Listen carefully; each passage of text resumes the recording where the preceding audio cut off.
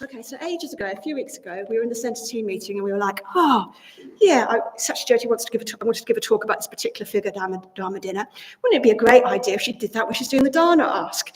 And I thought it was at the time, and now I'm like, that was a crazy idea. But anyway, I shall now get into a different mode. So, okay, so I'm talking about Dhammadinna. We're in a theme at the moment, a series of talks based on great teachers from the Buddhist tradition, of whom there are many, but we're particularly looking at the figures from our refuge tree. It's called our tree of refuge and respect. So there are lots of different figures on here who are particularly important to the Triratna movement. Out of many different teachers, etc., in the Buddhist world, these are ones that we particularly have a connection with. And I'm talking about one of those who sits down on that side. She's called Dhammadinna. She was a nun who was alive at the time of the Buddha. She was enlightened, fully enlightened, and described as a woman of great discernment by the Buddha himself. And her teaching on positive conditionality, which I'm going to explore a bit tonight, it's had a really big effect on Sangha and how we teach the Dharma in Triratna, our particular perspective on the Dharma. So I'm going to tell her story, a bit about her teaching. But first of all, I just want to mention something about the tree. So actually of all the figures on the tree, there are only 2 female figures. There is Dhammadinna herself, and there is Green Tara. We're going to hear a little. Green Tara is a bodhisattva, an archetypal figure, and we're going to hear more about her in weeks to come. So for many people, this lack of women on the tree isn't an issue at all. They can really see that all the figures are representing something transcendental, something that goes beyond kind of binary gender, that speaks to everyone, regardless of what gender you are. But personally, I do feel sad sometimes at the lack of female figures on the tree, because it's kind of, for me, it's examples, role models of what you can do in a female body. And there's a few ways that I've kind of come to terms with this or understood this that I just wanted to talk about briefly. So I think the first is the world has changed so much in the last 50 years in terms of how women are in society. I mean, extraordinary amounts, I think. I think we can take a bit for granted, that we expect women to be in positions of responsibility now, to work, to do all sorts of things that even 50, 60 years ago, they didn't.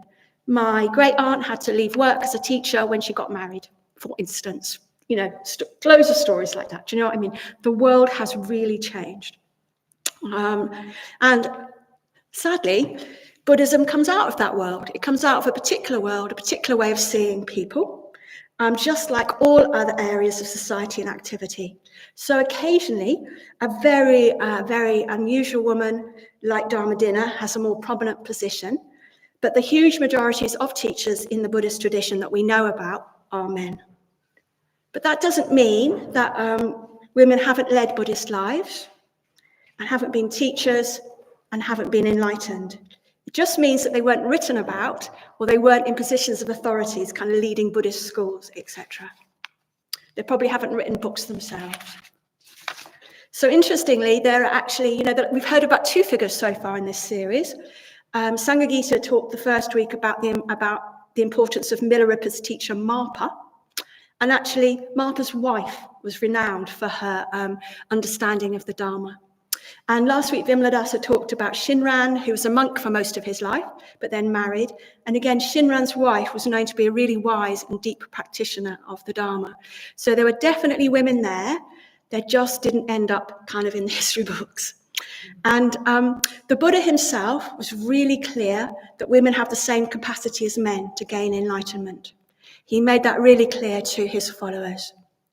At first, he was reluctant to ordain women as nuns and was only persuaded by his friend and companion Ananda to do that. But he did. He did ordain women as nuns, full ordination. And so over the last 2,600 years, there's been lots and lots of women practitioners. In fact, I think it's the earliest book of religious poetry by women in the world comes from these early nuns. It's called the Therigatha. It's very beautiful. Many women describe their awakening in those poems. Really worth looking out for.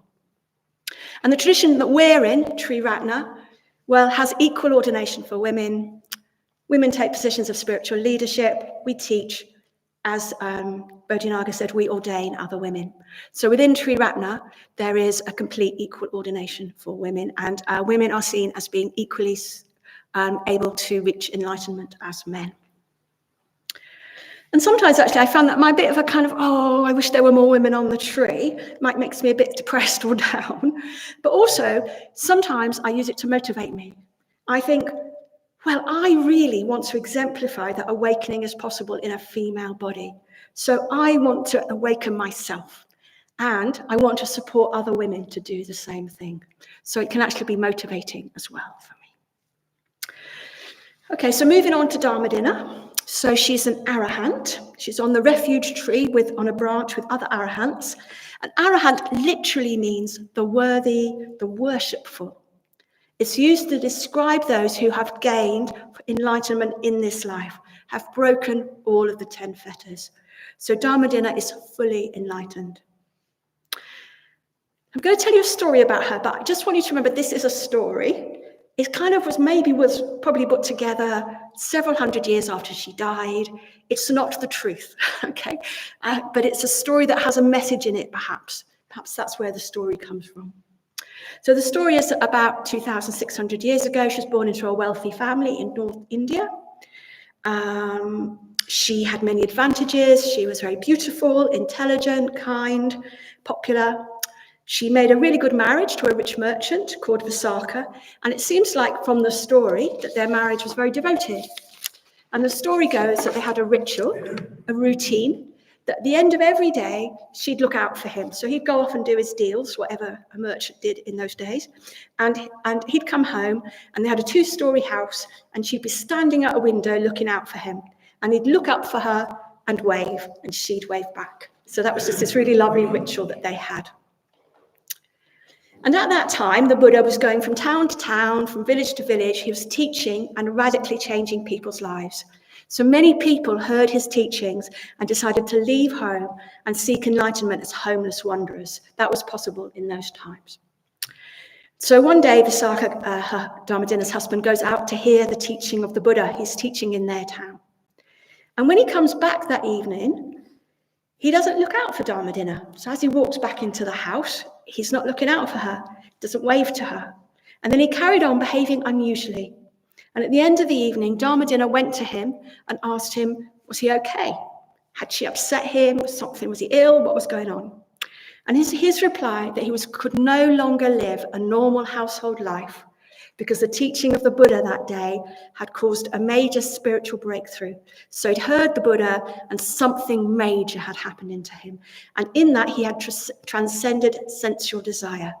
So he said to Dhammadinna, the marriage is over, but you can have the house and all the money, everything, you'll be fine financially. You take it all. I'm going off to follow the Buddha. So in the story, she doesn't respond as maybe I would today, or you might expect. So if she does have anger at the Buddha for kind of breaking up her marriage or anger at her husband, it's not talked about. Instead, what she says, she expresses the wish to go forth herself. She wants to hear the teachings of the Buddha. And the story goes that she's carried in a golden palanquin, which I think is a thing where people carry you in this amazing you get carried in a golden palanquin. And to where the Buddha was teaching. She heard him teaching, and then she gave up her wealth and she went to a hermitage in the countryside. And she very quickly attained liberation, and they went back to the town that she was living in. And Visakha, her ex-husband, was a bit surprised that she'd come back from the countryside so quick and asked to meet her. I think he was a bit worried that maybe it's not worked out for her. And he asked her some questions. And those questions showed him beyond doubt that her own personal experience was that she was fully enlightened, which he at that point was not. So it was like he could see that her enlightenment at that point was further than his.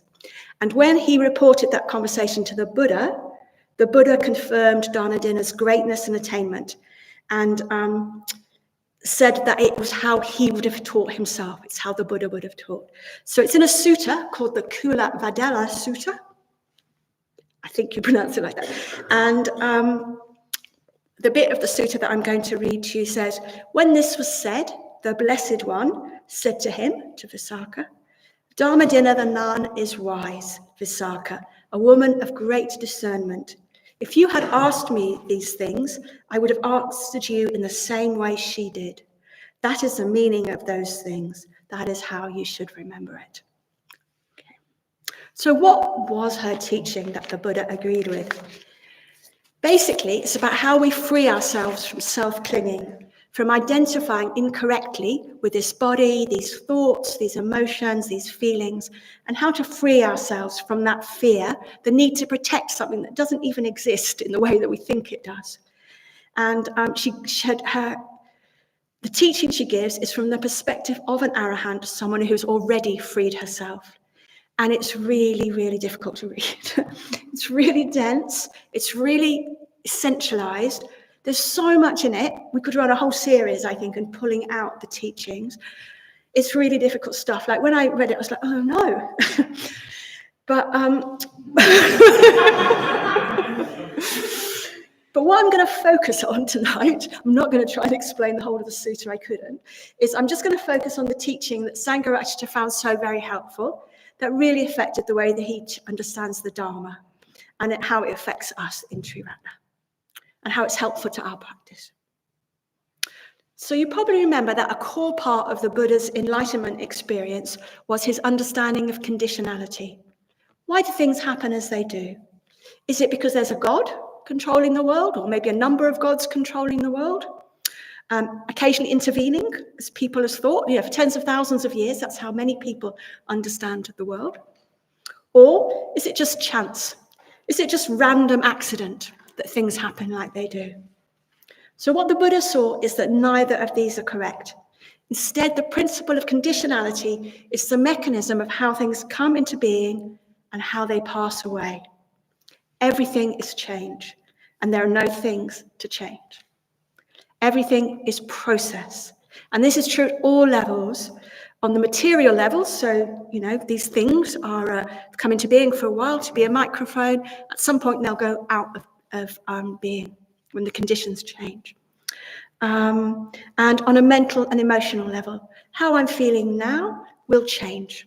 I'll feel differently tomorrow. I'll think differently tomorrow. And he saw that there is nothing in this world that doesn't change.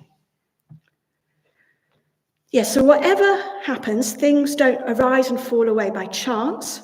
They arise in dependence on on conditions.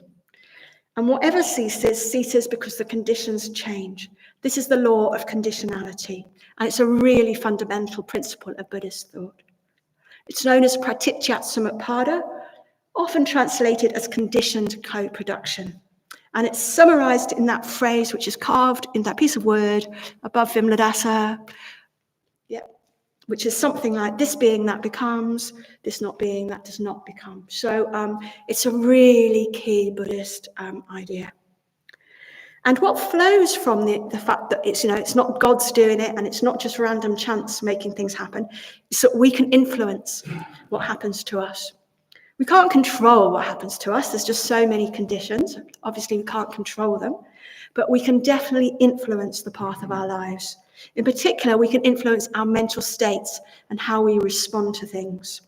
And we can become aware of the conditions that lead to more positive mental states.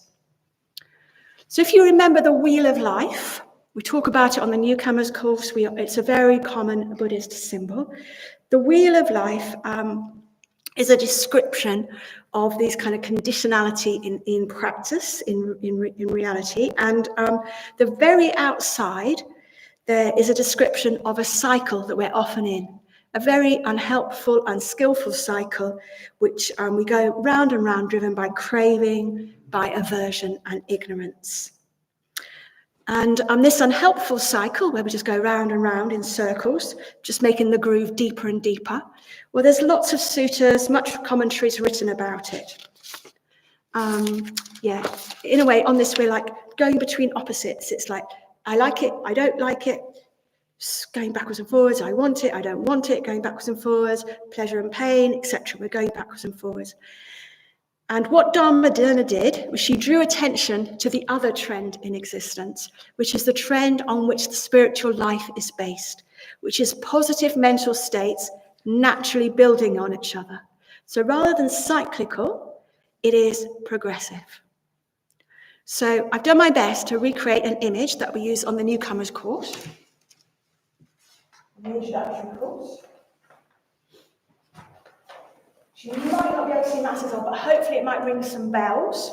It's a lot going on here. So down here we've got basically the wheel of life in very briefly described. So there's me in my world. I meet a situation. I'm here at the Buddhist Centre in the afternoon. There's hardly anybody out about, and somebody's made a really nice cake and they've left it out on the side. And I would rather not eat lots of cake, to be honest, but okay. But the feeling is, I'm a bit tired, I'm a bit hungry. Cake. Habitual response. I just get a plate, a cup of cake, take it back to my room, eat it. What happens? I'm that same Satyajyoti who sees the cake and eats it. Okay? I've just recreated that. So, what we this remember thought we lived diff.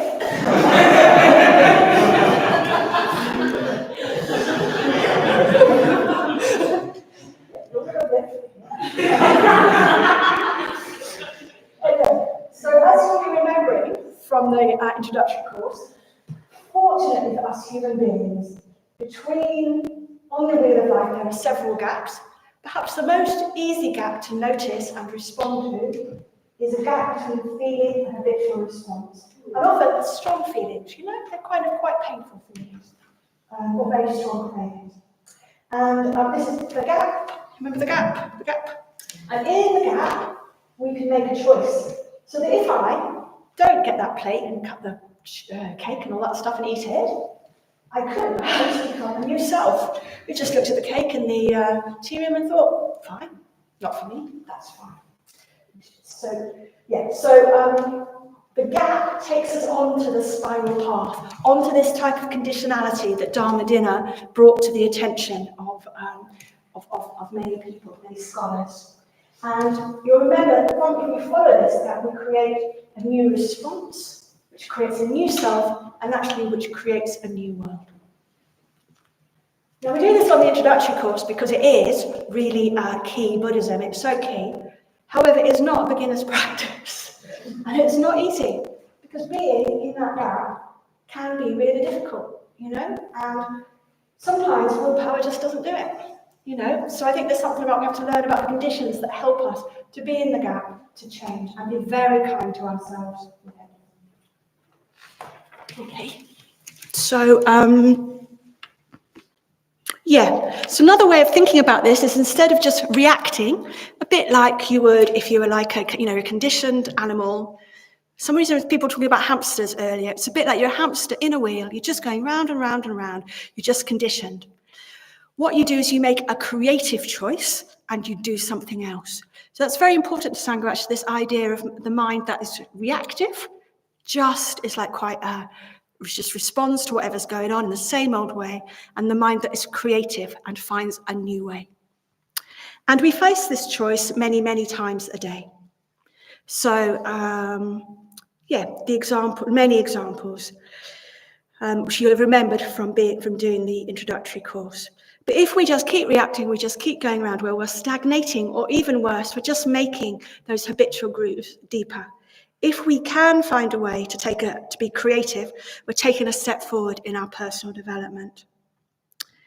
And, I have lots of experiences that I'd really like to be a creative person, very kind, etc. But somehow in the moment, I find that other parts of me seem to take over and rush in and keep me going back in that groove. And a lot of my practice has been just trying to get to know those parts that want to respond in a different way, and finding out what they need so that we can respond more creatively. If you could just do this by willpower alone, we'd all be enlightened, I think. Okay, so So this is the positive, creative type of conditionality that Dhammadinna described in her sutta. And there's actually quite a few spiral paths described in the Pali Canon, but I'm going to focus on a particular one that we often talk about.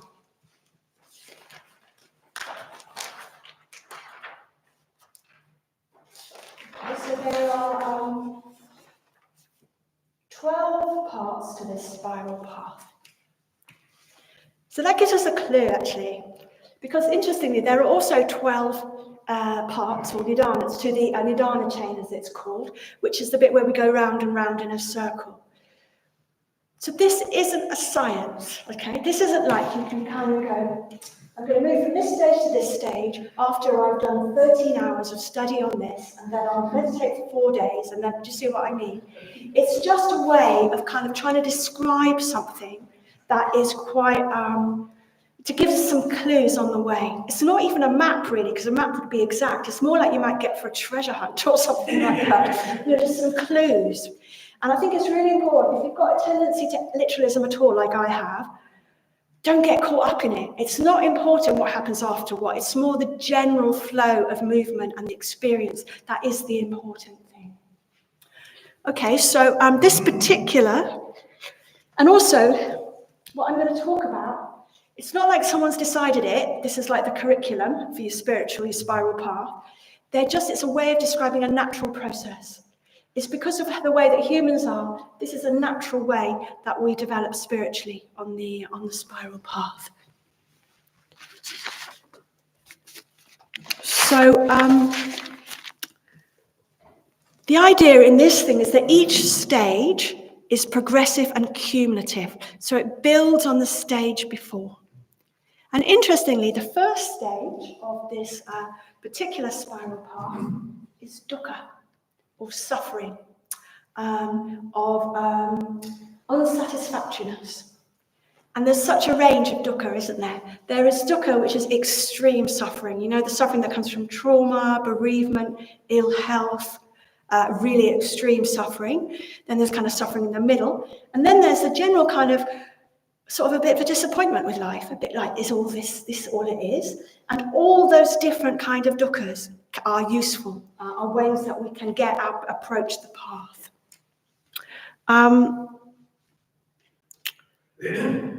Yeah, and it's often dukkha, dissatisfaction or extreme suffering, wherever you are in that particular way of thinking about the world. Well, normally that's where the spiritual path starts for many of us. So, for instance, for many of us, when we experience suffering, we think, oh, I wonder if meditation would help. I wonder if learning a little bit about Buddhism, which sounds kind of interesting, would help. So for myself, I remember I was in my early 30s, and I'd taken on a job as a director of an arts centre. Andy Stamp gave me that job. It's your fault, Andy. He was on the panel. Anyway, I'd forgotten that until I saw you then. So I took on a job as a director, youngish then, back in the day, and it was complicated. The organisation itself was a bit dysfunctional, and I was living in a city where I didn't have any friends. So I went a bit mad, really. I started to feel kind of depressed. I had a thing where I had to sleep downstairs at night. I didn't want to go up and be on my own in my room. It was a bit weird. So things weren't good for me. And I thought, what I need to do is learn to meditate.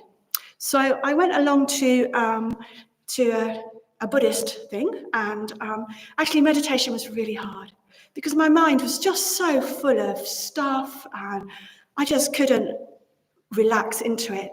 But I loved the teachings of the Dharma. They were just amazing. I just thought, I've had this sense of how things are all my life, and someone is articulating, the Buddha is articulating it so well. It just felt like coming home. And so my response then, so I had dukkha, and then I heard the teachings of the Dharma over a number of weeks, some teachings, some Dharma teachings, and I just had such a response of faith. It was like Shraddha is faith. And it's not faith in terms of just believing something. You all know this. Shraddha, as Vimladasa talked about last week, Shraddha can be described as the The ultimate in me responding to what is highest, to the ultimate in the universe. Yeah. Can somebody say that right? Who can remember it? Anyway, it's the ultimate in me responding to what's the ultimate in the universe. And I just intuitively knew, it's like my heart knew that this was the truth. It was right. So I had a lot of Shraddha, of this kind of your heart going, I'm resting on something, I found my home. And from that Shraddha, so it's first stage of the spiral path, second stage, I experienced joy. I was really happy.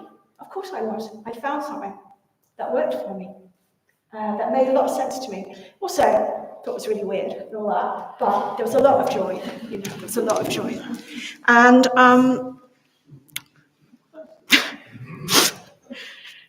and sometimes I confuse myself because I think that these mental states that we hear about in the sutras and stuff, there's some other form of mental state which is higher than the ones that I experience. But here we're just talking about normal human joy. The kind of joy you feel when you hear something or see something that's just really beautiful and lovely. It's very human. So from joy arises, in this particular thing, arises pretty, rapture. Pretty is when you get shivers. That's what happens to me. It doesn't happen to everybody. Some people get tears. Some people feel like, for some, like the hairs on my arms are standing up. And I get that from a lot of things. Sometimes for me, I hear about other people's ethical behaviour, actually, and it really affects me. Like, I remember hearing about, George Michael, the singer. I didn't know, but when he died, it became clear that he'd given away loads of money, just spontaneously to people he met. He'd paid for someone's nursing course, that kind of thing. It gets me now. And it's just like, really, there's just such a kind of this like joy and delight that people can be so ethical. When I heard about Nagavadri's Welcome Back, actually, that I couldn't be at because I was on retreat, I had that experience because it just sounded like an amazing night, and that particularly Nagavadri was in touch with something much bigger than us. So, yeah. And obviously, it's like we might hear it from something Buddhist, but it doesn't have to be. It's the experience that you might have in a deep relationship with somebody else, maybe when a baby's born, in art, responding to music, responding to a story. Pretty, the rapture, it's that just experience of joy that's more than joy. It's like quite an intense physical experience. I've written a thrilling, even ecstatic joy. And from pretty, the next page. The next one is calm. So if we experience pretty and we stay with our pretty, naturally calm arises.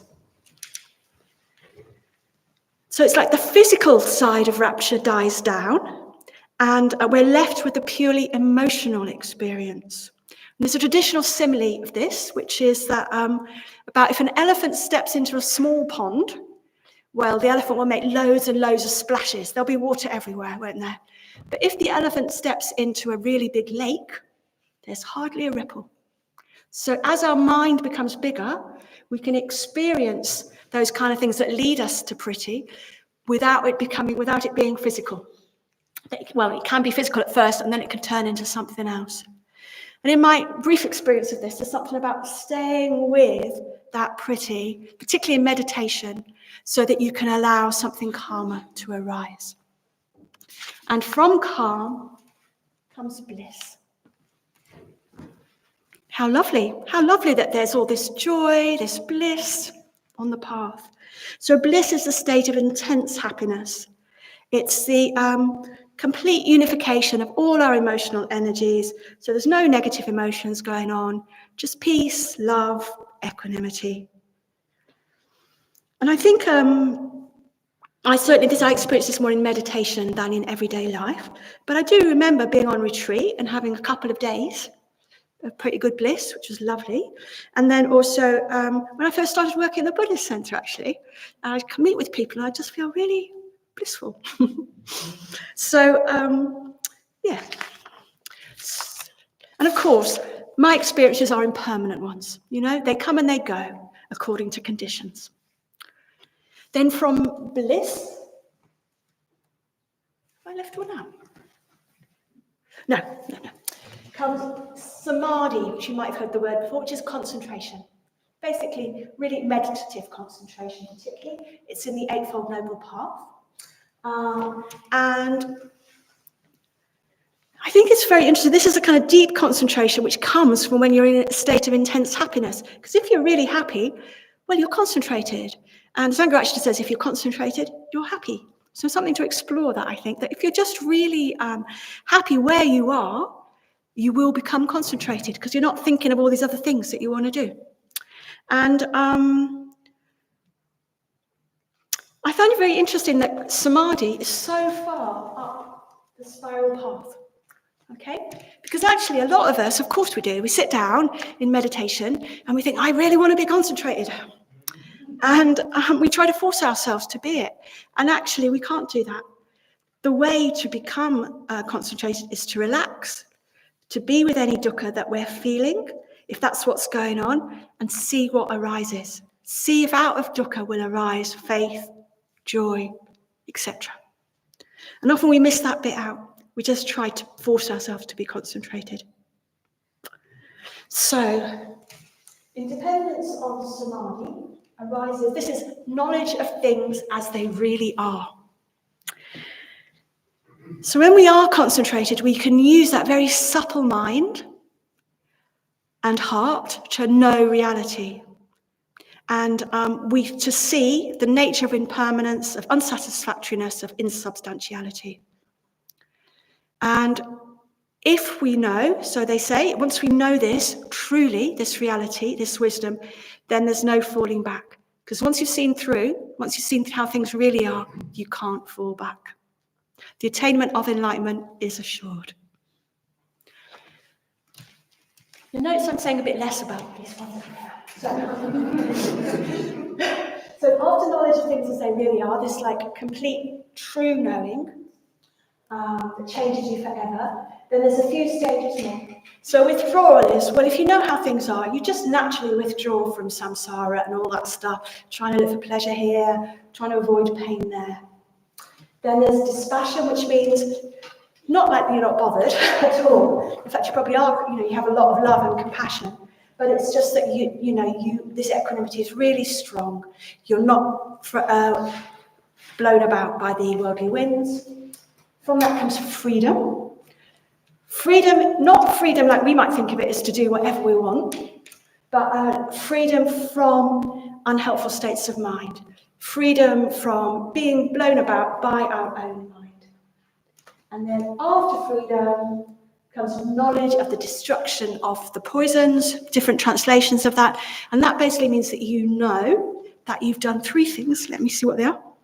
You know that you're free from craving for conditioned existence. You know that you're free from sense experience.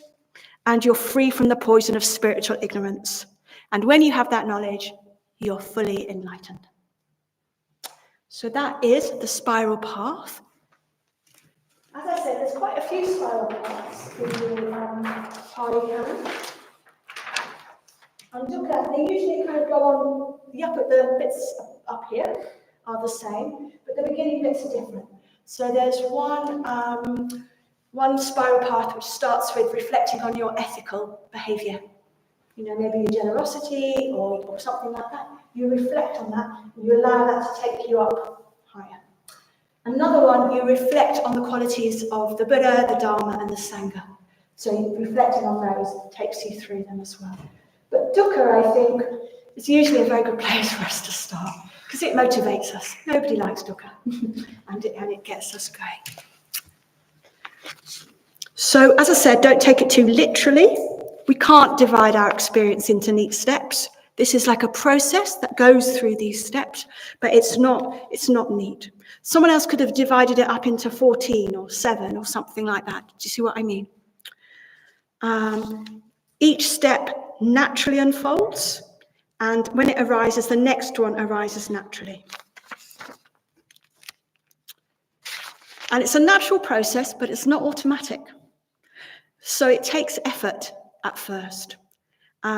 It's hard to stay with dukkha to allow Shraddha to develop. It's hard sometimes to meditate when you don't want to, etc., etc. It takes effort. Okay, so I think I'll finish there.